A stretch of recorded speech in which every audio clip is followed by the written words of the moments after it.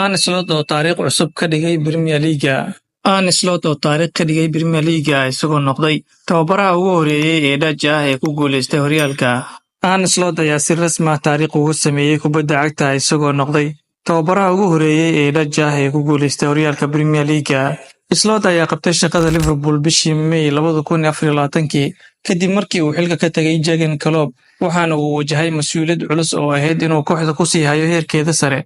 Inkastoo suuqa kala iibsiga ciyaartoyda uu aad u xadidnaa iyadoo Federico Chiesa uu ahaa saxiixii ugu weynaa, Slot ayaa ku hogaamiyay Liverpool guulo isdaba joog ah oo horseeday inay ku guuleystaan horyaalka.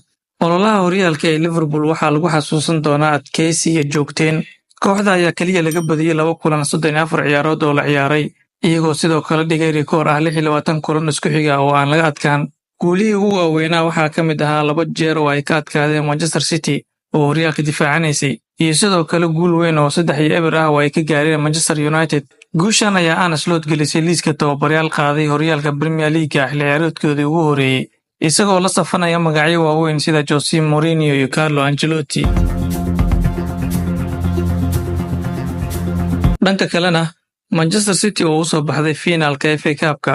Manchester City ayaa gaartay guul ay si wanaagsan u istaahileen kadib markii ay 2-0 kaga badiyeen Nottingham Forest semi-finalka FA Cup-ka ee ka dhacay garoonka Wembley. Manchester City ayaa hoggaanka la wareegtay daqiiqadii labaad markii Rico Lewis uu gool qurux badan dhaliyay, kadib markii uu baas qurux badan helay ka toogtay bannaanka xerada ganaaxa isagoo shabaqa Nottingham Forest dhex dhigay kubadda. Daqiiqadii 51 Manchester City ayaa dhalisay goolkii labaad, iyadoo Josko Gvardiol uu madax ku dhaliyay kadib cross uu ka helay Omar Marmoush.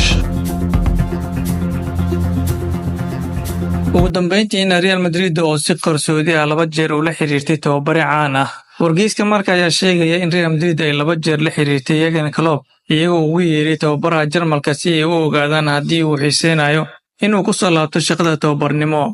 Inkastoo go'aan rasmi ah aan la gaarin, wicitaanadaas ayaa loo arkaa qayb ka mid ah dadaalka kooxda ee lagu ogaanayo mowqifka Klopp haddii Carlo Ancelotti uu ka tago kooxda.